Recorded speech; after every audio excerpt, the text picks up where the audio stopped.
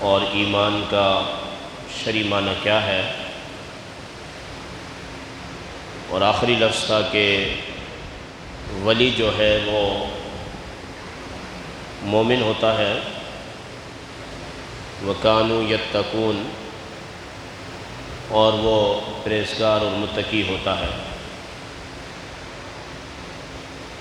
تو پہلی جو چیز تھی وہ ضروری تھی کہ ولی اس کو کہیں گے کہ جو نبی کریم علیہ السلام کی ذات اقدس پر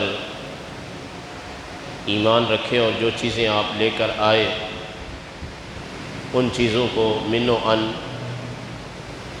تصدیق کرے ان کی، اور زبان سے اس کا اقرار کرے اور اس کے مطابق عمل کرے۔ وَكَانُوا يَتَّقُونَ، اور ولی کی ایمان کے بعد دوسری اور اہم صفت جو ہے وہ تقوی ہے۔ تقوی لفظ جو ہے یہ عربی زبان کا لفظ ہے،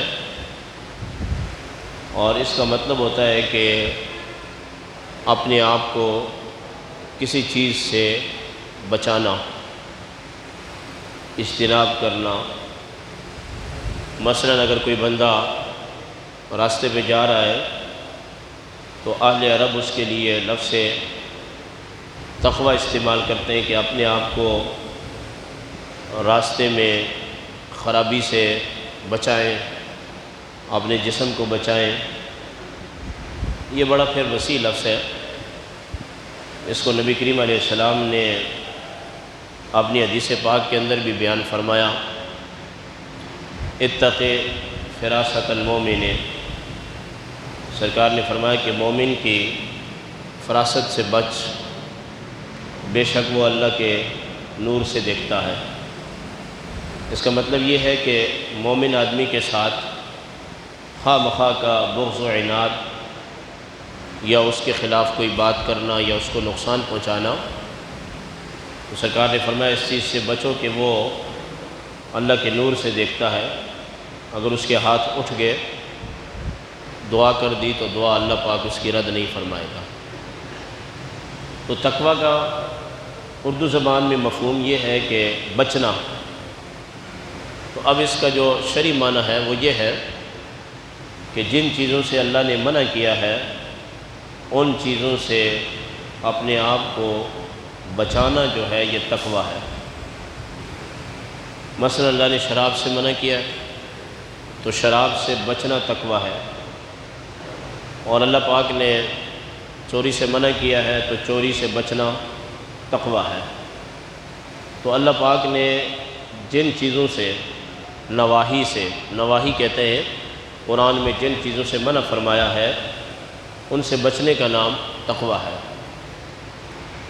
تو اب اللہ کا ولی وہ ہوتا ہے کہ جو قرآن کے اندر بات آ جائے تو اس بات سے بچے، جہاں اللہ نے بچنے کا حکم دیا ہے، منع کیا ہے، تو اس سے وہ اجتناب کرے۔ ظلم سے اللہ نے بچنے کا حکم دیا ہے تو ولی ظلم نہیں کرے گا۔ ظلم کا مطلب ہوتا ہے حد سے بڑھ جانا، حد سے تجاوز کرنا، یہ ظلم کا مطلب ہے۔ اور ایک اور تعریف جو ہے وہ کتب تفسیر کے اندر موجود ہے۔ حضرت عمر رضی اللہ تعالیٰ عنہ نے نماز تراویح کے پہلے امام سیدنا ابی بن کعب رضی اللہ تعالیٰ عنہ سے پوچھا کہ تقوی کیا ہے؟ تو اسے پتہ چلتا ہے کہ کبھی کبھی بڑا آدمی چھوٹے آدمی سے علم کی بات پوچھتا ہے، کبھی اس کو پتہ نہیں ہوتا تو پوچھتا ہے، اور کبھی اس لیے پوچھتا ہے کہ میں یہ دیکھوں کہ اس کو بھی پتہ ہے یا نہیں ہے، اور کبھی وہ اس لیے بھی پوچھتا ہے کہ ہو سکتا ہے کہ بندے کے پاس جو علم کی بات ہے اگلے بندے سے پوچھے گا تو اس کی بہترین ترجمانی کسی اور لفظ میں ہو جائے گی۔ تو آپ امیر المومنین تھے تو آپ نے ابی بن کعب رضی اللہ تعالیٰ عنہ سے پوچھا کہ تقوی کیا ہے؟ تو ابی بن کعب رضی اللہ تعالیٰ عنہ نے بھی یہ نہیں فرمایا کہ آپ کو پتہ نہیں ہے کہ تقوی کیا ہے؟ انبیاء علیہ السلام کے بعد، صدیق اکبر کے بعد آپ افضل ہیں، اور آپ کو پتہ نہیں ہے تقوی کیا ہے؟ تو ابی بن کعب بھی سمجھ گئے کہ سیدنا عمر بن خطاب تقوی کی کوئی حسین بات ہم سے سننا چاہتے ہیں۔ تو آپ نے عرض کی کہ یا امیر المومنین، کبھی آپ خارادار راستے سے گزرے ہیں؟ تو آپ نے فرمایا کہ ہاں، میرا خارادار راستے سے گزر ہوا ہے۔ تو ابی بن کعب رضی اللہ تعالیٰ عنہ عرض کرنے لگے کہ یا امیر المومنین، آپ کیسے گزرے ہیں؟ تو فرمایا کہ میں اپنے لباس کو بچا بچا کے گزرا ہوں، کہیں ایسا نہ ہو کہ میرے لباس کے اندر کوئی شگاف پڑ جائے، پھٹ جائے میرا لباس خراب ہو جائے، لباس کو نقصان پہنچے۔ تو فرمایا کہ جس طرح آپ خارادار راستے سے اس طریقے سے گزرتے ہیں، اس ادا سے گزرتے ہیں کہ کانٹوں سے اپنے لباس کو بچاتے ہیں کہ کہیں پھٹ نہ جائے، بس اسی طرح اللہ نے جو دنیا کی زندگی دی ہے، گناہوں سے اپنے آپ کو بچا کے زندگی گزارنے کا نام تقوی ہے۔ یہ آپ نے مثال پیش فرمائی۔ جس طرح ہم اپنے لباس کا خیال رکھتے ہیں، اسی طرح ہمیں اپنی زندگی کا خیال کرنا چاہیے کہ اس میں جن چیزوں کا اللہ نے حکم دیا ہے، اوامر کا، ان کو کرنا چاہیے، اور جن چیزوں سے منع فرمایا ان سے رکنا چاہیے۔ حضرت پیر کرم شاہ صاحب الازہری رحمۃ اللہ تعالیٰ علیہ اپنی تفسیر کے اندر تقوی کی ایک بڑی زبردست اردو زبان میں تعریف کرتے ہیں اور فرماتے ہیں کہ تقوی نام ہے جہاں بندے کو خالق نے حاضر رہنے کا حکم دیا ہے، وہاں بندہ حاضر ہو جائے، اور جہاں خالق نے اپنے بندے کو منع کیا ہے وہاں سے بچ جائے اور وہاں نہ جائے، تو بس اس چیز کا نام تقوی ہے۔ اور اسی کے بارے میں فرمایا گیا الا ان اولیاء اللہ لا خوف علیہم ولا هم يحزنون الذین آمنوا وکانوا یتقون۔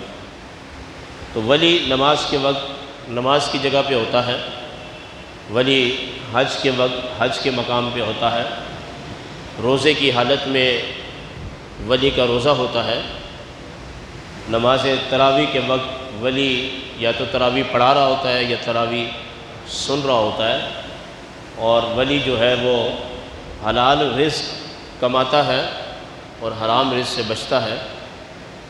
تو اس کو ضرورت نہیں ہے کہ وہ ولایت کا اعلان کرے کہ بھائی یہ ہے، وہ اللہ کی نظر میں، رسول اللہ کی نظر میں ولی ہے۔ تقوی کے 4 مراتب ہیں، 4 مراتب۔ پہلا تقوی کا مرتبہ یہ ہے وَأَلْزَمَهُمْ كَلِمَةَ التَّقْوَى، کہ بندہ جو ہے وہ کلمے کو لازم پکڑے، لا الہ الا اللہ محمد رسول اللہ کو۔ تقوی کا یہ پہلا درجہ ہے، کبھی شرک نہ کرے، شرک سے بچے۔ یہ پہلا تقوی ہے کہ بندہ اللہ کے ساتھ کسی کو شریک نہ ٹھہرائے، یہاں تک کہ سجدہ تعظیمی بھی کسی کو نہ کرے، یہ حرام ہے۔ تو پہلا تقوی یہ ہے کہ بندہ اپنے آپ کو شرک سے بچائے، یہ پہلا درجہ ہے۔ اور شرک، ان الشرک لظلم عظیم، قرآن نے کہا ہے کہ شرک ظلم عظیم ہے، بہت بڑا ظلم ہے، کیونکہ جو بندہ شرک کرتا ہے تو اس میں غیر کو عبادت میں شریک کر دیتا ہے، اور یہ عبادت صرف اور صرف اللہ کا حق ہے، اللہ کے ساتھ اس کے اندر کوئی اور شریک نہیں ہے۔ پہلا درجہ، پہلا مقام اور پہلا مرتبہ یہ ہے کہ بندہ اپنے آپ کو شرک سے بچائے۔ یہ ہر مسلمان کے لیے ضروری ہے، اور اس کی نجات اور اس کی مغفرت کے لیے شرک سے بچنا ضروری ہے۔ جو شرک سے بچ گیا وہ ہمیشہ جہنم میں نہیں رہے گا، اگرچہ گناہ کی سزا بھگتنے کے بعد وہ جنت میں جائے گا۔ سرکار دو عالم صلی اللہ علیہ وسلم نے فرمایا من قال لا الہ الا اللہ دخل الجنہ، کہ جس نے یہ بات کہی کہ نہیں ہے عبادت کے لائق مگر اللہ کی ذات، اللہ کے رسول محمد صلی اللہ علیہ وسلم اللہ کے آخری رسول ہیں، دخل الجنت، وہ شخص جنت میں داخل ہو گیا۔ تو یہ پہلا درجہ ہے کہ بندہ شرک سے بچے، تقویٰ کا۔ اور تقویٰ کا دوسرا درجہ یہ ہے کہ بندہ گناہ کبیرہ سے بچے۔ گناہ کبیرہ کوئی لمبی چوڑی لسٹ نہیں ہے، 7 کچھ علماء نے ذکر کیے ہیں یہ گناہ کبیرہ ہے، اور کچھ علماء نے 70 کے لگ بھگ ذکر کیے ہیں۔ صحیح اور جامع اور معنی تعریف جو قرآن کی تفاسیر میں موجود ہے گناہ کبیرہ کی یہ ہے، ایسا کام کرنا کہ جس پر اللہ کی طرف سے حد جاری ہو، اس کو گناہ کبیرہ کہتے ہیں۔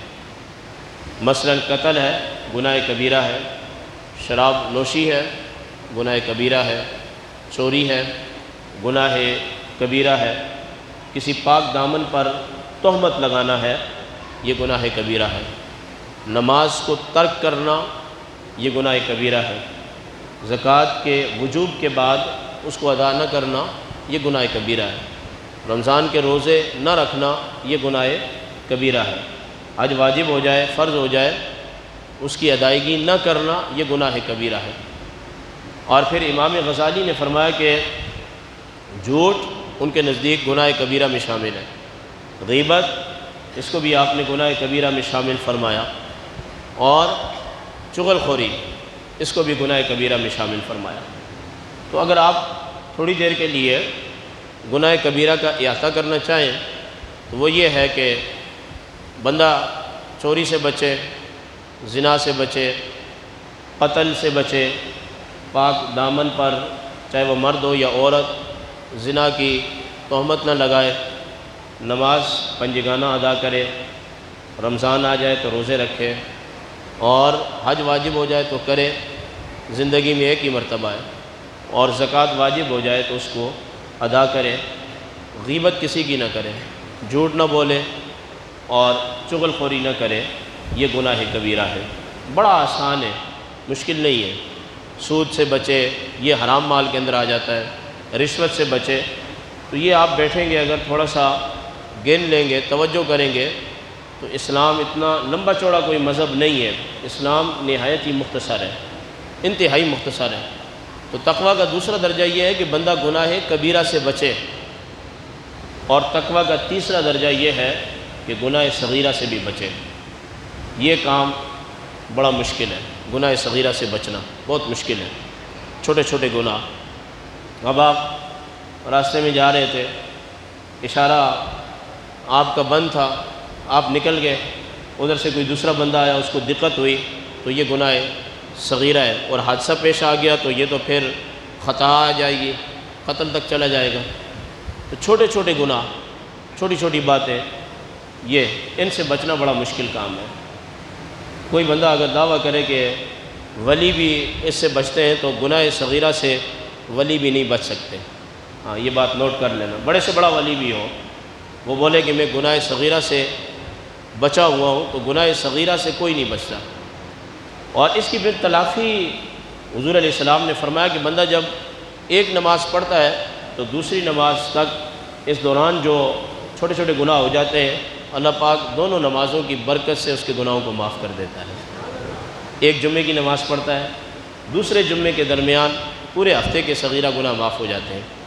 کبیرہ گناہ بغیر پکی توبہ کے معاف نہیں ہوتے، تو صغیرہ گناہ چھوٹی چھوٹی باتیں، تجارت بندہ کرتا ہے، ہلکا پھلکا جھوٹ بول دیتا ہے، یہی وجہ ہے سرکار نے فرمایا کہ جب تجارت کرو تو ان کو صدقہ کرنا چاہیے، چونکہ تجارت کے اندر کہ یہ بڑی اچھی نسل کا مال ہے۔ حضور علیہ السلام تشریف لائے بازار میں تو ایک شخص نیشہ پور وغیرہ کے آوازیں لگا رہا تھا کہ یہ گھوڑے وہاں سے آئے ہیں، یہ گھوڑے وہاں سے آئے ہیں، یہ گھوڑے وہاں سے آئے ہیں، بڑے خوبصورت ہیں، ایسا مال یہاں نہیں ہے۔ تو سرکار نے فرمایا کہ ذرا ہاتھ ہلکا رکھو، یہ بات بہت زیادہ ہو رہی ہے۔ تو یہ ظاہر ہے کہ ہر تاجر اپنے مال کو بڑھا چڑھا کے بیچتا ہے، اور وہ کوشش کرتا ہے کہ مارکیٹ کے اندر اس کا مال زیادہ سے زیادہ بکے تاکہ پیسے کمائے۔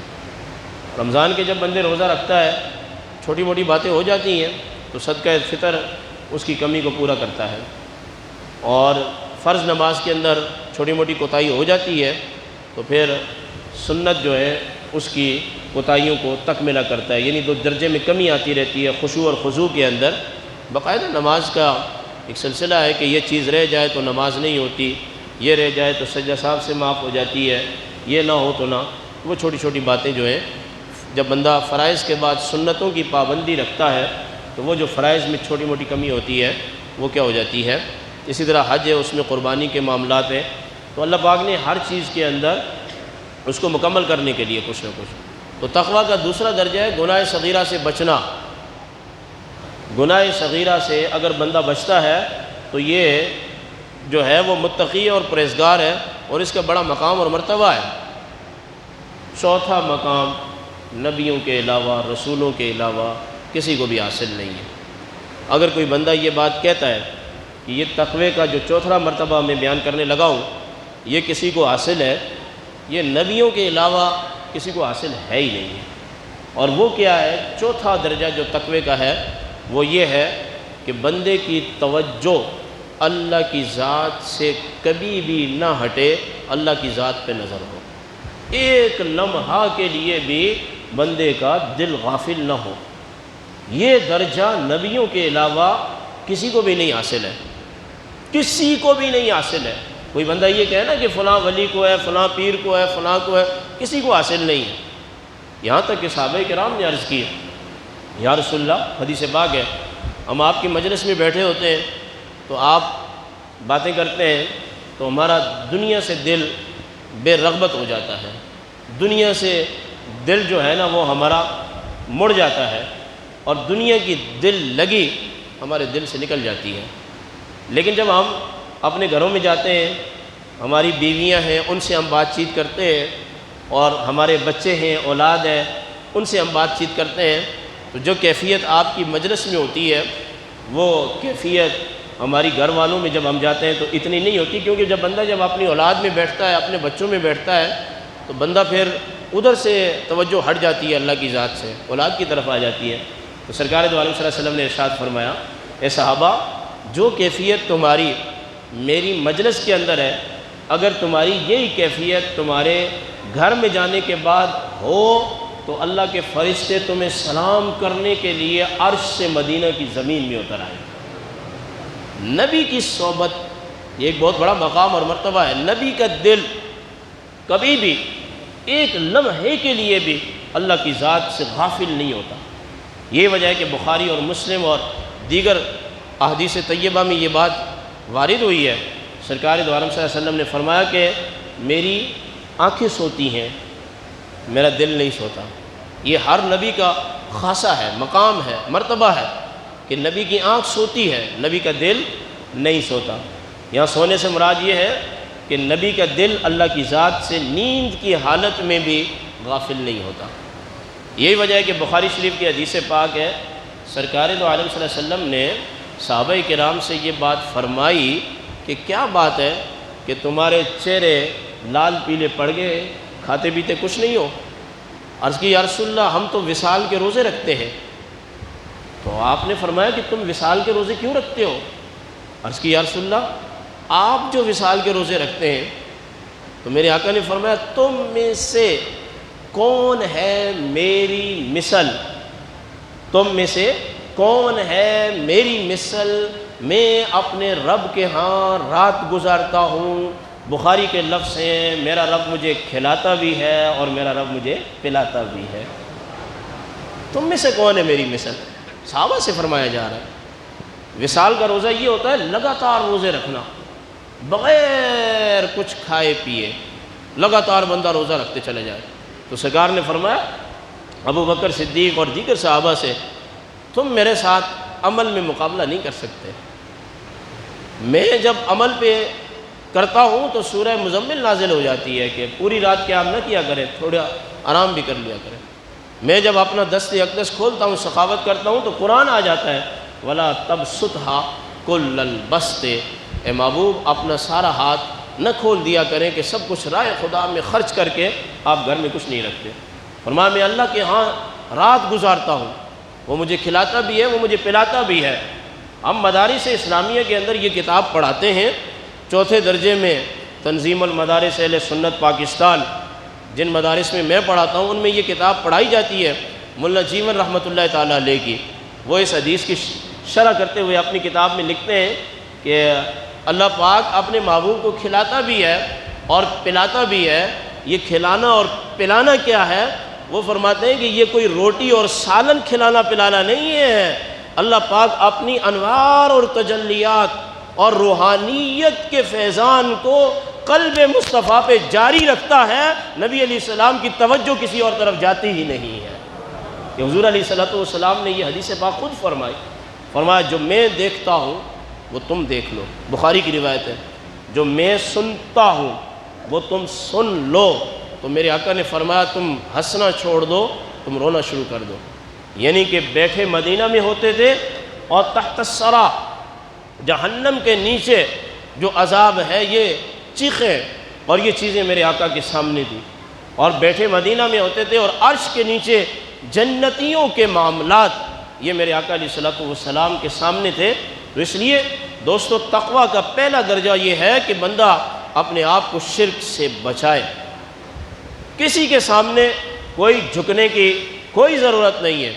امام اہل سنت اشاہ احمد رضا خان فاضل بریلوی رحمۃ اللہ تعالیٰ علیہ فرماتے ہیں کہ جب آپ کسی مزار پر جائیں 4 ہاتھ دور کھڑے ہوں اور مزار پر جا کے فاتحہ پڑھیں، فاتحہ پڑھنے کے بعد دعا کریں اور ان کو اصالہ ثواب کریں، اور کرنے کے بعد واپس آ جائیں۔ کسی نے کہا کہ عورت جا سکتی ہے مزار پہ؟ آپ نے پورا ایک رسالہ لکھا ہے اپنی کتاب کے اندر، آپ نے فرمایا کہ عورتوں کو میں مزارات پر جانے کی اجازت نہیں دیتا۔ امام اہل سنت نے عورتوں کا مزارات پر جانا حرام قرار دیا ہے۔ کسی کہنے والے نے کہا کہ سب پہ حرام ہے، فرمایا تمام مزارات پر عورتوں کا جانا حرام ہے سوائے رسول اللہ کی قبر انور کے، وہاں جا سکتی ہیں۔ کیوں؟ وہاں کوئی مرد جائے یا کوئی عورت جائے، وہ سرکار دو عالم صلی اللہ علیہ وسلم کا خاصہ ہے۔ دیکھیں نا آپ بیت اللہ کے گرد و نواح چکر جب لگاتے ہیں تو مرد و زن یہ نا اکٹھے ہوتے ہیں، مرد بھی اسی لائن میں، عورتیں بھی اسی لائن میں، اس کے علاوہ کہیں بھی نہیں۔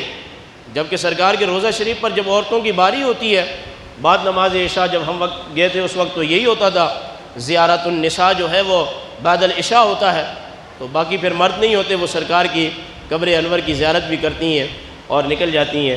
اور اس کی وجہ یہ ہے کہ سرکار نے فرمایا من زار قبری وجبت لہ الشفاعہ، جس نے میری قبر انور کی زیارت کی قیامت کے دن میں محمد الرسول اللہ اس کی شفاعت کروں گا۔ تو اس لیے یہ جو مزارات پہ سلسلے ہیں ان کا ہمارے مسلک کے ساتھ کوئی تعلق نہیں ہے، جہالت کوئی مسلک نہیں ہوتا۔ تو یہ امام اہل سنت نے جو عورتوں کو مزارات پر جانے سے منع کیا ہے یہ تقویٰ ہے، تقویٰ کہ تقویٰ کا پہلا درجہ یہ ہے کہ بندہ اللہ کے ساتھ کسی کو شریک نہ ٹھہرائے، بالکل سجدہ تعظیمی بھی نہیں ہے کسی کے لیے۔ آپ سیدھے جائیں، سیدھے کھڑے ہوں اور جا کے دعا کریں، وہ اللہ کا نیک بندہ ہے، بس ٹھیک ہے، اس کے بعد آپ آ جائیں، آپ کی حاضری قبول ہو گئی۔ حاضری لگانی ہے تو سرکار کے روضہ انور پہ لگاؤ، وہاں جا کے لگاؤ، وہاں حاضریاں لگاؤ حضور کے روضہ انور پہ، ریاض الجنہ میں جا کے بیٹھو، قرآن کریم کی تلاوت کرو، وہاں جا کے بیٹھو، نوافل پڑھو۔ تو حاضریاں اگر لگانی ہے تو میرے آقا نے فرمایا مسجد اقصیٰ کی حاضری ثواب کی نیت سے، میرے آقا نے فرمایا مسجد حرام کی حاضری ثواب کی نیت سے، اور میرے آقا نے فرمایا مدینہ المنورہ میں مسجد نبوی کی حاضری ثواب کی نیت سے۔ ان 3 جگہوں کے علاوہ کسی جگہ ثواب کی عبادت کی نیت سے جانا شریعت مطالعہ کے اندر جائز نہیں ہے۔ عبادت کی نیت سے، نوٹ کریں جملہ، ان 3 جگہوں کے علاوہ عبادت کی نیت سے کہیں پہ بھی جانا جائز نہیں ہے۔ ہاں اگر آپ قبر پہ جاتے ہیں، حاضری دیتے ہیں، فاتحہ پڑھتے ہیں، درود کرتے ہیں، قرآن خوانی کرتے ہیں تو یہ جائز ہے، مگر عبادت کی نیت سے مسجد نبوی میں جا کے آپ نماز نہیں بھی پڑھیں گے، اس کی خالی زیارت کو جائیں گے، حضور کی قبر انور کی زیارت کو جائیں گے، کوئی نفل کوئی نماز نہیں پڑھیں گے، وہ مقام اور جگہ ایسی ہے کہ اللہ اس پر بھی ثواب عطا فرمائے گا۔ مسجد حرام میں کوئی نماز نہیں بھی پڑھتے، اس کی زیارت کی غرض سے جائیں گے، اس کو دیکھتے رہیں، مسجد حرام کے صحن میں بیٹھ جائیں، بیت اللہ کو دیکھتے رہیں، بیت اللہ کو دیکھنا ہی ثواب ہے۔ اور اللہ آزاد کرے مسجد اقصیٰ کو، اس مسجد کے اندر بھی بندہ حاضری کی نیت سے جائے، نماز نہ بھی پڑھے، اس کا یہ مطلب نہیں ہے کہ وہاں جا کے نماز نہ پڑھے، نہیں، سمجھانے کے لیے ایک بات کر رہا ہوں، خالی حاضری کی نیت سے جائیں گے، مسجد اقصیٰ کو دیکھتے رہیں گے تو ثواب ملے گا۔ اب اگلی بات تو بنتی ہے نا کہ جناب بڑی بڑی مساجد ہیں، یہاں کراچی میں مولانا الیاس قادری صاحب نے فیضان مدینہ بنایا، وہ جامعہ دمشق مسجد ہے جس کو عمر بن خطاب نے بنایا، لاہور کے اندر بڑی جامعہ مسجد ہے۔ کسی مسجد میں ثواب کی نیت سے جائیں تو ثواب نہیں ملتا، مسجد نبوی میں ملتا ہے، مسجد حرام میں ملتا ہے، مسجد اقصیٰ میں ملتا ہے۔ اس کی وجہ کیا ہے؟ مسجد نبوی کو بنایا ہے محمد الرسول اللہ نے، اور مسجد حرام کو بنایا ہے ابراہیم خلیل اللہ اور اسماعیل ذبیح اللہ نے، اور مسجد اقصیٰ کو بنایا ہے حضرت سلیمان اور حضرت داؤد علیہم السلام نے۔ اصل زمین کو دیکھنے کی وجہ سے ثواب نہیں مل رہا، یہ اللہ کے نبیوں کی برکتوں کی وجہ سے ثواب مل رہا ہے۔ اس لیے مسلم کی حدیث ہے، میرے آقا نے فرمایا کہ اپنا کجاوا کوئی بندہ بھی ثواب کی نیت سے نہ کسے، الا ثلاث مساجد، مگر 3 مساجد، مسجد الحرام، مسجد الاقصیٰ اور مسجد نبوی صلی اللہ تعالی علیہ وسلم۔ اللہ پاک ہمیں پہلا تقوی جو درجہ ہے شرک سے اللہ بچائے، چاہے وہ شرک اصغر ہو یا اکبر ہو، اور دوسرا گناہ کبیرہ سے بچائے، اور تیسرا گناہ صغیرہ سے بچائے، کرم ہو جائے اس کا تو ہر طرف اپنی لو لگا لے، مگر نبیوں کے علاوہ ہارون بھائی یہ چوتھا درجہ کسی اور کا نہیں ہے، کوئی بندہ اس کا دعویٰ نہیں کر سکتا۔ اللہ عمل کی توفیق دے، وآخر دعوانا الحمدللہ رب العالمین۔